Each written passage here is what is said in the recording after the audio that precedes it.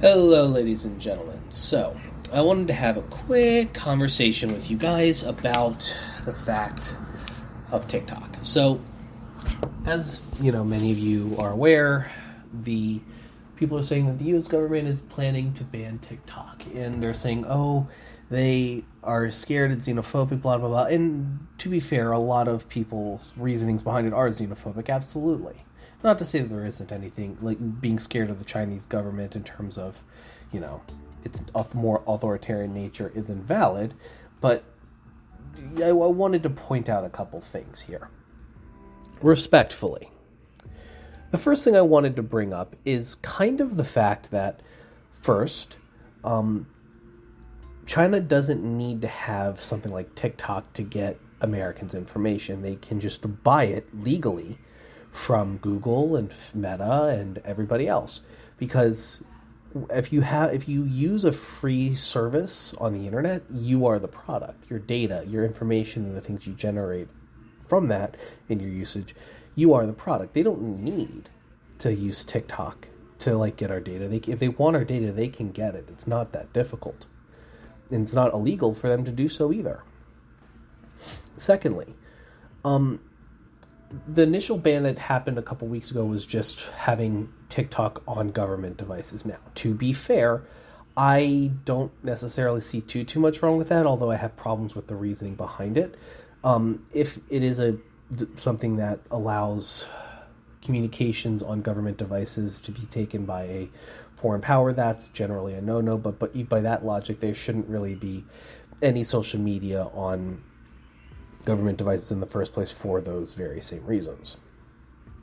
Third, and what I think is probably the most practical and reasoning behind the new bill that was just passed, which, for those who aren't aware, gives, I believe it is the FCC, although I might be wrong about that, it basically gives a executive branch agency the authority to block or ban certain, to ban foreign-owned data harvesting services, which is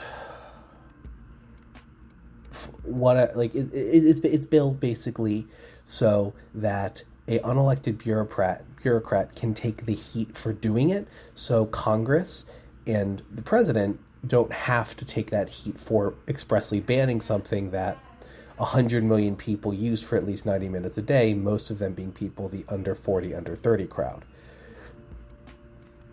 And how did that bill get, and how did the desire to get this bill manifest? Well, that's the interesting part. About 2020, 2021, Meta hired a PR firm, a Republican-run PR firm, to plant stories in local papers and basically do a gigantic smear campaign of TikTok. Why do they want to do this? Well, it's because TikTok has been kicking the ass of Facebook and Instagram.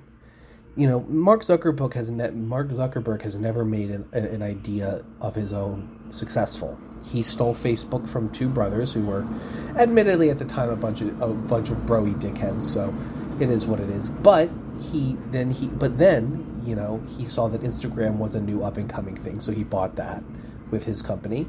And then Snapchat came on the scene with the really innovative Snap Stories, and then you get your Instagram Stories, which feature was pulled wholesale. Now, obviously, all of these things are aspects of business, big business. If you build a feature and it's not, patented or something like that, there's nothing stopping a competitor from ripping it and doing it better. It's the concept of first, best, or niche.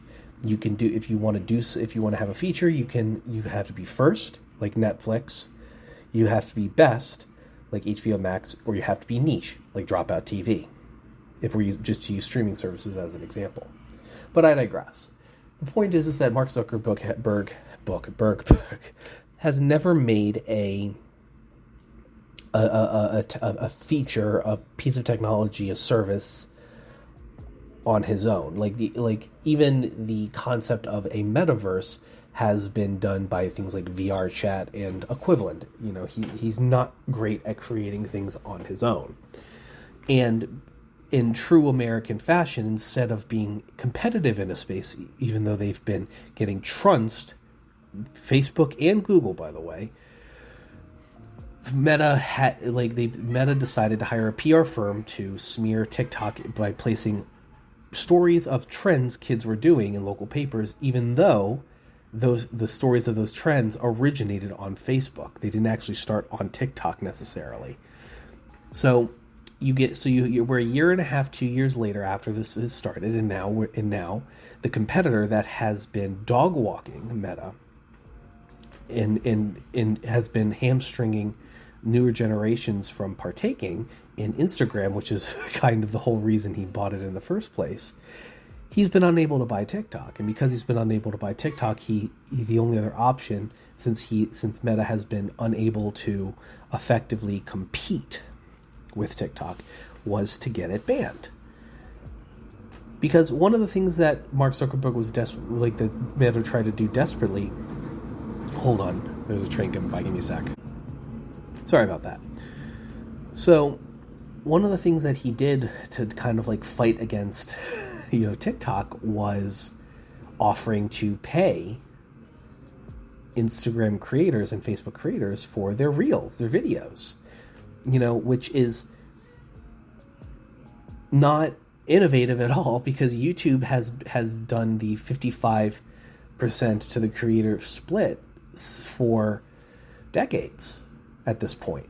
When YouTube came out with the creator program back in the early, in 2008, 2009, what ended up happening is they gave they were doing that in response to competitors trying to take YouTube's market share, and they said, all right, we've got plenty of money, we're big, so we're going to offer 55% of ad revenue on your channel to you, the creator, which was more than any other competitor could possibly hope to. And they're trying to, these competitors were trying to poach people from YouTube onto their platforms. Ring a bell? But streaming wars, I mean.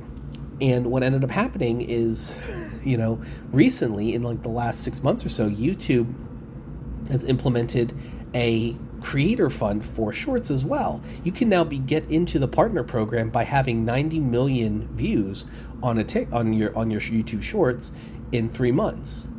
Which, if your things are truly popular, that's not that hard to do. I mean, I have a YouTube channel of about 5,000 subscribers, and my shorts get an average of 100 to 1,000 depending per video, and I've got about 500,000 of views. And the key thing to note here is that when he put out this creator fund, it just had people posting their TikToks on the Instagram and Facebook platforms.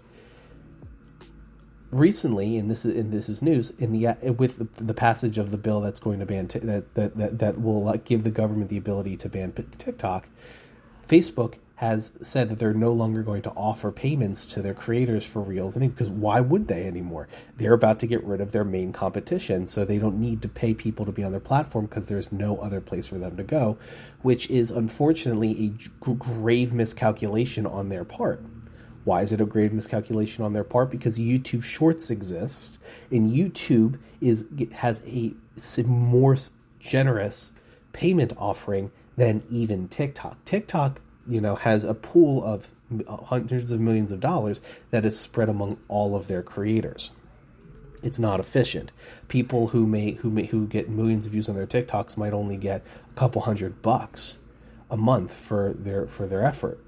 Most of their money comes from brand deals. YouTube is actually giving people, if any ads that come before or after, that come before your video that are sponsored, you get a cut, depending on how long people stick around to watch your thing.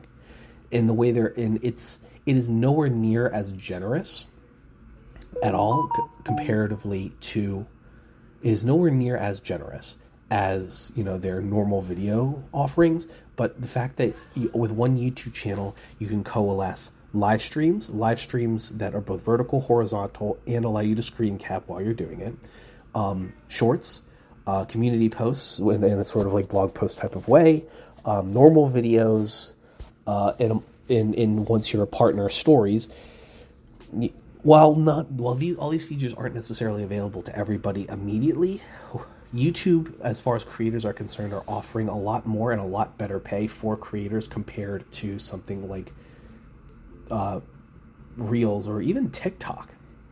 The only thing that Meta has going for it is that it's actually a social media platform. YouTube is a video distribution platform, and that's the only thing keeping YouTube from really blowing up. But I wouldn't be surprised if YouTube started implementing some type of forum features or some kind of thing like that on channels, or making those things like the community features more available to everybody in the wake of TikTok being banned. I think Mark Zuckerberg and all the money that he spent to get TikTok banned isn't actually going to pay off. And I think now that TikTok is going to be removed from the board, I'm very doubtful that Instagram or Facebook are going to rise to compete with it. I genuinely think that YouTube is just gonna the most of the creators that are worth a damn on TikTok are just gonna go over to YouTube instead, because YouTube has, it's more seamless, it's more competent, and their algorithm in terms of viewership is just better, even better than TikTok's, I would even argue. So it remains to be seen. I think that Mark Zuckerberg has proven yet again that he is a one-hit wonder, and he is not actually he's not actually super competent. He's going to continue drowning money into his metaverse stuff, and I think that if TikTok ends up getting banned, that it's not going to actually save him or his company in the long run, sadly. Well, not sadly, good riddance, but that's kind of what I wanted to talk about.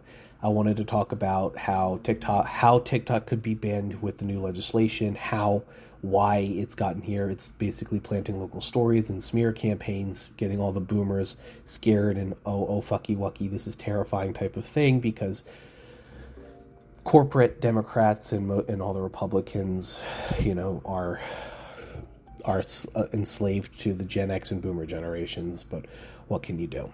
Ladies and gentlemen, thank you so much for listening. I apologize for my rambling nature. I just wanted to, get something out, and I wanted to talk about this in a way, and I'm in Chicago, and sadly the equipment I have at my disposal right now is not fantastic, so I'm doing this from my phone. So I love your faces. Have a wonderful rest of your Saturday, and I will see you guys later.